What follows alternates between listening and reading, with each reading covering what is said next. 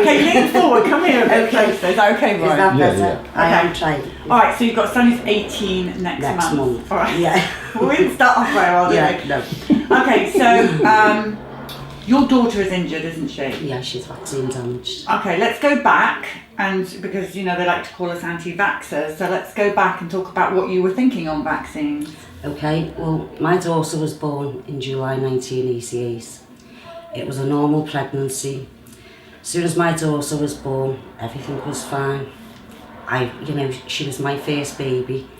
I'm from a family of 4 brothers. I had a nephew at the time, so me having a little girl, delighted over the moon, knew she'd be spoilt rotten, couldn't wait for the frilly dresses, and I was absolutely delighted that I gave birth to a little girl. So, wanting everything to be healthy for my daughter, I believed in vaccines. I believed and I trusted. My daughter reached all her milestones. When my daughter was a little girl, she was more like a tomboy. She loved climbing and things, but she was a little dancer. She loved dancing about, and at times I used to think, stop climbing, she'd want to just climb up everywhere. She was great, reached all her milestones. So she's developed perfectly? Absolutely perfect, perfectly healthy, until she was 6 years old. She was 6, so late? She was So she was dancing, describe more, dancing? She was just dancing about, she was climbing everywhere, she was up and down trees. Wherever she could climb, she'd climb. Now how old is she today? She'd be 29 in July, she's 28 years old now. Okay, so that's just going back, so the vaccine schedule was not as crazy as it is now. Yeah. And you completely up to date on her vaccines? Yeah. Which wasn't very many. She has all her vaccines, but back in 1994, when she was at school, I was told there was going to be another measles epidemic. So, wanting to protect, she brings a letter in from school one day. Mum, we're getting a needle at school. So I signed that form in all good faith, and I trusted. And I trusted, believing, oh, okay, that's fine. I didn't have an issue with any other vaccine. That is where the guilt is set in with me. So that day she received that vaccine. Was it MMR? No, it was MR. Oh, MR, yeah. But MR, it was on the 22nd of November 1994. My daughter came out of school one day and she said, Mum, I've had 2 vaccines. I thought, 2 vaccines? What vaccine did she have? I thought. I knew she was due to receive the MMR, because this is where my guilt is. I signed for her to have the MR vaccine because I wish I could turn back time. So with that MR vaccine, I still wasn't sure what the other vaccine was. At that time I didn't feel I had to question it, because she was fine after all the vaccines. Within 48 hours to 72 hours, she just became unwell in herself. Being like the winter time, it being November, I just thought it was a little cough or cold or something like that coming on it. Anyway, I always remember it. I was in my parents' home at the time with her. With your parents? I wasn't living with my parents, I was just in my parents' home at the time. And it was like just after tea time, after the evening meal. And I noticed it, and she was becoming like feverish and things like that. Then she wanted to just lie down. So when she was lying down, she seemed to develop this a rash all over her face and all over her neck. So it was like a measles type of rash. And I was thinking, how can she be getting measles? That looks like measles. So all her glands were all swollen, she had this high fever. I tried to get in touch with the doctors at the time, but when I phoned like the GPs, or it was out of hours surgery. Anyway, I did speak to one of the doctors, and they just told me, I explained that she'd had MR a couple of hours before, within 72 hours. He said, oh, that's fine, it's just the needle, it's just the reaction, everything could be fine, it just proves that it's working. Proves that it's working. That it's working. Well, I took their advice on it, I thought, yeah, okay. So within the 2 weeks, she never became herself. She just wanted to lie down all the time, and I was thinking, what's the matter with her? Still at this time, I never questioned the vaccine. I was just a little bit, God, she just didn't seem right. She was never the same child from the MR. Take myself to the 8th of December, 1994. I was getting her ready for school one day. 6 years old. She was only dainty. Getting her ready, she said, "Mum, my hands hurt." I said, "What do you mean your hands hurt?" So she said, "Them 2 fingers are hurting me." And when I looked at her fingers, I became very concerned right away. Her index finger and her middle finger, they were so swollen. They were normally, you know, just a little child's fingers, but they were really big and they were bent over. And I thought, try and straighten them, and I tried to move them, and she screamed. So I was really concerned by this. I thought, these fingers don't look right. So by that time I thought, I took her to the nearest accident and emergency department. I took her to the accident and emergency. So my daughter had a little couple of bruises on her legs. So when I took her into the room, I explained to them about the fingers.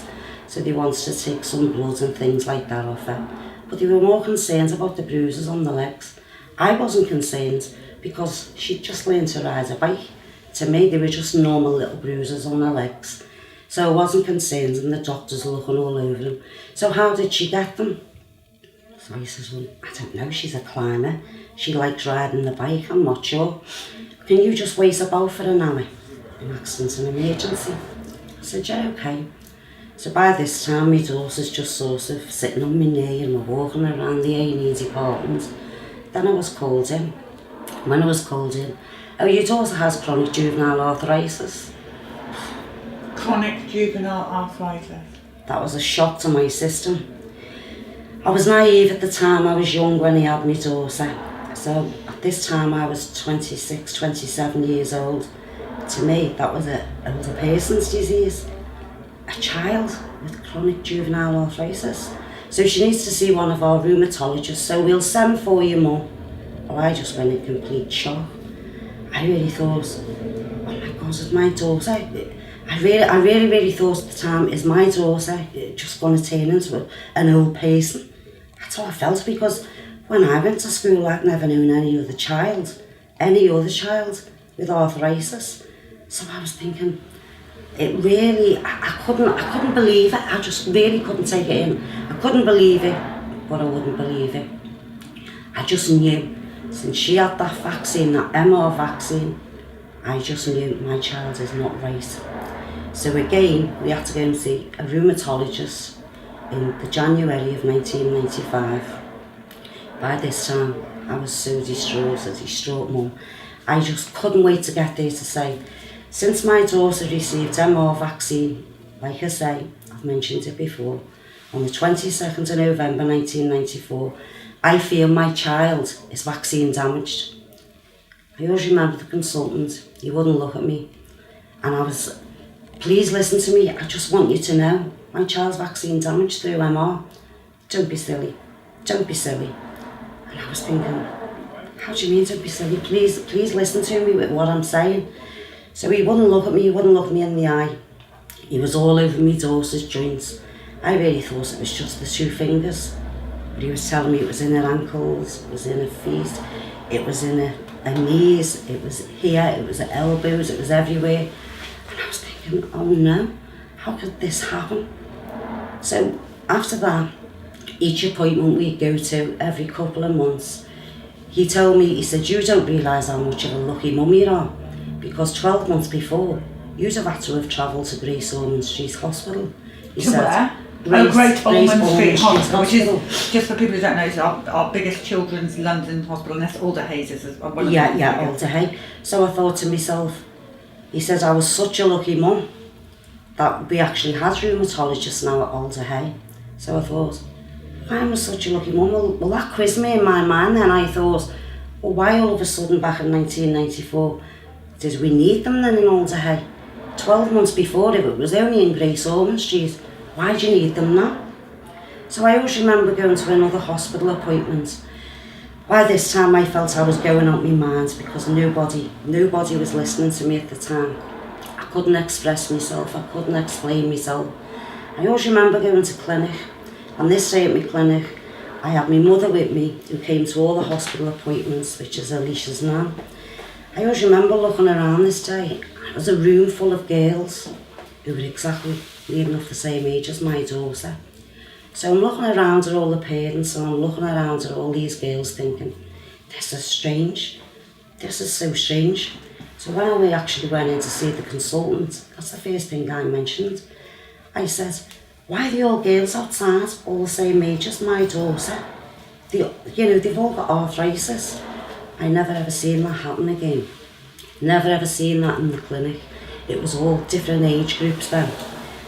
So I was told that the fluid from the back of the knees had travelled to the back of the eyes from arthritis. So my daughter was put in touch then with the eye specialist. So each time I'd ask an eye specialist, I was wanting to know answers, because I had my 6-year-old daughter who was frightened because she used to have these drops, medication put in her eyes before she could actually go on a slit lamp in her eyes. So she was frightened because she used to have to wear little sunglasses, her pupils used to go big, and she was frightened by it. So I'd be asking them questions and I'd be saying, my daughter's now vaccine damaged. No one would look at me. They totally switched me on. They just would not listen to me. So you continue to tell everybody? Everybody that I could, whoever I could tell, I wanted to tell. And it's just for people who may be getting confused, not the MMRs, it's measles, rubella. So it's just measles and rubella, no mumps in this vaccine. Yeah, so it wasn't until then we carried on with our heartache, my heartache, watching my daughter every day, not being able to climb anymore. She was struggling with her everyday needs. At the time, she had like a niece then who was like a couple. No, she didn't have a niece, I had a niece who was like, she was playing. Alicia walked, my daughter Alicia, she walked early. She walked when she was 11 months and she ran everywhere. But when my niece used to come, she used to go on her knees and she used to crawl with her too. When she'd wave her goodbye, she'd stand back up and walk, and it was quite funny to watch. You know, the way she'd crawl all day and the way she'd stand back up. So what always quizzed me when we'd be having these hospital appointments for a joint, the consultants always told me, how's her bowels, Mum? How's what? Her bowels. Her bowels. Her bowels. Okay, and I used to think, why are you asking me about her bowels? This is about her joints. What's her bowels got to do with it? That always used to amaze me, because each appointment he'd be saying, how's her bowels okay? It really concerned me. What's the problem with her bowels? Well. When my daughter became a teenager, when she reached puberty, she reached the age of 12 or 13, she told me one day, Mum, I've got a little bit of blood in my motion. So I was like, that's okay, that's quite normal, that could be anything. It could be to do with your diet, it could be because your body's changing. But I always, I wish my daughter's life away. When I say wish her life away, I was always told by the consultant, she'll grow out of this arthritis when she's 7. Every 7 years, her body's going to change. So when she reached 7, it didn't happen. When she reached 14, it was going worse. She could hardly walk. A joint, she used to cry in pain. I used to have to take her to school. Her knees would be so swelled. Her feet would be so swelled. The struggle to watch my daughter with her everyday needs was heartbreaking to me as a mum, heartbreaking. But I was having no one at the time listening. So I'll go back to her bowels. So when my daughter was 15 years of age, she developed this chronic diarrhoea. And this diarrhoea, it became bloody, it became mucus. She'd be in absolute pain, abdominal pain. She lost so much weight. Each time I'd take her back to Alder Hay, I was still only seen by consultants. I was taking specimens in, never ever heard anything. So this day, I takes everything in and I said, my daughter is constant diarrhoea, we're getting no sleep. It's just a heartbreak to watch her. She can't eat the minute she puts food in her mouth, it's going right through her. She's running to the toilet. Please help me, please help me. I don't know what's happening to my daughter. So I had to go every single week to the same hospital. They'd weigh her and they'd say, she's lost more weight, Mum. And they'd send us away with basic paracetamol. My daughter didn't need paracetamol. My daughter needed help. She needed professional help. But because I was one of those mothers, which I was told, I was too overprotective over my daughter, The diary was all in my daughter's mind. I was told it's all in her mind. She must be having some problems at home because she may be jealous of her younger brother. Because at that time, I'd had another baby. So I was thinking, my daughter's absolutely spoiled rotten. You're an overprotective mother. Of course I was an overprotective mother. It was my child. My child. Please listen to me. Well, we think that you need to go and see a GP because you can't accept your daughter's illness. You can't accept it. You need to go on some sort of antidepressant because it's all in your mind, Mum. Oh, Mum, it's all in your mind. Well, of course it's all in my mind. Please listen to me. Please help me. My daughter needs help. So with my daughter, they wanted to send her to a psychiatrist for having diarrhea. A psychiatrist. Well, I couldn't believe it. There's no way you're sending my daughter to a psychiatrist. Then they said that my daughter must have been having problems at school. Well, I thought maybe she is. I'll be bringing her home, I'll be sitting my daughter down, I'll be saying, please tell me, have you got problems at school? Is anybody bullying you at school? No, she had lots of friends, she was popular, but she wasn't popular when her joints were hurting because she couldn't join in all these activities anymore. There was a story one day even at school. I know children sometimes can be very cruel. She was eating her lunch one day in school and she went and got herself a glass of water. And a friend said that, she was thirsty. So my daughter tried to say, have a drink of my water. So she said, no, I don't want to drink your water because you've got a disease. And that really upset my daughter. I had to go in, it was breaking my heart. I had to go in and explain to the school teachers about my daughter, what was happening. My daughter's vaccine damaged. People just used to look right through me as though I was the one who was of course I was going insane. I was going insane for the fact nobody is listening to me. I needed to speak to people. Nobody, there was nobody out there at all. And then I discovered Vaxxed. When I discovered Vaxxed, it was more, oh my God, when people used to ask me, what's wrong with your daughter? My daughter's illness developed to rheumatoid arthritis. She was going worse and worse. She was really struggling with her everyday needs.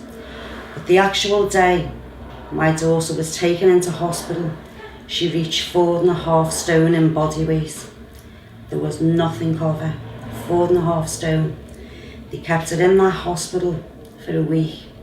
They were just monitoring what she was eating, still convinced that she needs to see a psychiatrist because it was nothing to do with the abdominal pain or the diarrhea. I'll never forget, they took her into theatre, but as they wheeled her into theatre this day, my daughter was going for endoscopy, which is the cameras. As she was going in for the endoscopy, I went in with her while she was put under sedation, and then the 2 doors opened, and I thought, why is all the rheumatologists in there? There just seemed to be a band of doctors. There was rheumatologists, there was gastroenterologists, and I was thinking, why so many of them? So it was about an hour and a half to 2 hours. To me, my daughter was just having a normal procedure as the camera to find out what was wrong with her. So by this time, I was distraught because my child was so ill. I needed professional help for my child. So I always remember when she was in recovery, the gastroenterologist came out, looked me right in the eye and he said, your daughter is very, very undernourished. And I never forget that. My daughter's undernourished. It was as if, what does that mean? She's undernourished, she's very malnutrition. And I was as though it was my fault that my daughter had this diarrhea. And I was like, it took 13 months to watch my daughter struggle. So with the medications that she was put on, each week we had to go back, she was put on steroids. Little did I know at the time, it's caused osteoporosis now. Osteoporosis? Yeah, she's got osteoporosis, rheumatoid arthritis, ulcerative colitis, and I feel the guilty one for signing that form. A guilty mother as like, I was the one that signed that form. I felt I'd caused them illnesses to her.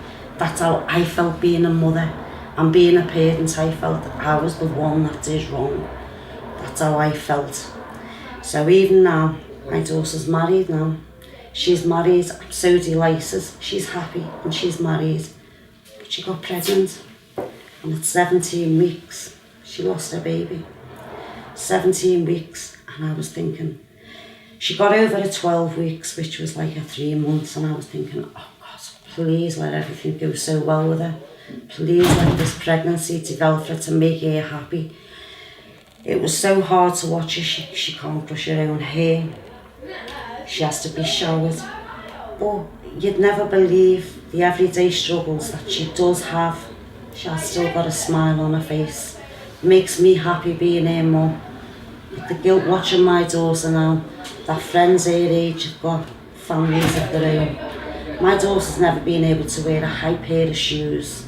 She's never been able to put them on her feet.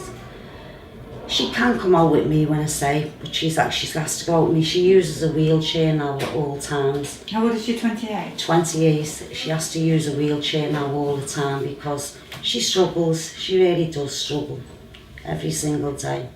While she's struggling, I'm struggling with her. Did you ever find out what the other vaccine was that she had? I believe that the other vaccine was DTaP. That's what I believe, but I never really looked into the other vaccine because at the time, I was discovering the rubella signs of the vaccine was causing arthritis in girls.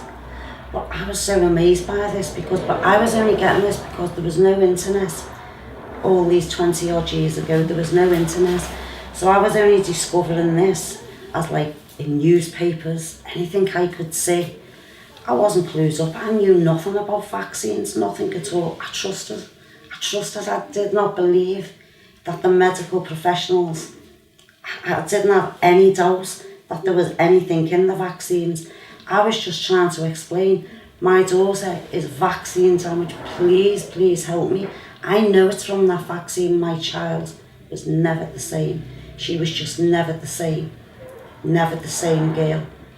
It's so hard to live with every day. It really is so really hard to live with it. It's so sad. It breaks my heart being a mother. It breaks my heart to watch her. Because like I say, I've said it a few times, I always felt the guilty one until I realised. Then I was discovering once I seen Vaxxed, even to me, watching all those other mothers, but it was all about autism. Or watching all these mothers with struggling every day with the autism, but they were vaccine damaged children too. But to me, there was nobody there at the time, all these years ago, with a child like my child was, who was suffering the same as my child. I felt I had nobody to listen to me, no matter who I tried to tell. Nobody had listened to me at all. I just wanted to get my story out there. Nobody wants to listen to you. If you try a radio station, if you try a newspaper, everybody switches off. It's like, you're the one who's insane. Nobody at all. You speak so well about it. Now there's a very interesting other part, because you went on to have a son, didn't you? Yeah. And we're going to interview your boy later. Okay. I'm just really sad the connection's not that good at the moment. But I will let him talk about it. But you made a decision, didn't you, with your boy, and that was to unvaccinate your boy. Unvaccinate him. Not vaccinate. Yeah. And just in a nutshell, was that a good decision? Well, it is to me, because my son now, like I say, his age the way he is, he's grown well, he's developed well. Everything about him, the only little thing he ever has is a little cough and cold. You know, he's fully healthy, completely healthy. I really wish I'd have been able to do that for my daughter. I'd love to watch my daughter now being tall or being my size, anything, being completely healthy. Right now, vaccines absolutely terrify me. Absolutely terrify me, because I didn't even think what was in vaccines. We don't know. We don't know what's in these vaccines. We didn't know nearly 23 years ago. I didn't know what was in vaccines. I really trusted because to me, a doctor knows what's in those vaccines. And to me, it was safe. I had no reason to wonder why. But like I say, watching my son and watching my daughter, my son has just developed fantastically and he's perfectly healthy. Yes, he's wonderful, and that's why he's agreed to do an interview with us. Yeah. He's 18? He'll be 18 next month in June. Okay, well now when you see your daughter, will you give her our love and tell her we're so sorry? Thank you so much. For you too, I know. it's painful. Well, right now I really thought I'd have cried because I've cried every day and every night. I thought I was cried, but to me now I feel strong to think at least I've did this for you and I've been brave. Yeah, you are brave.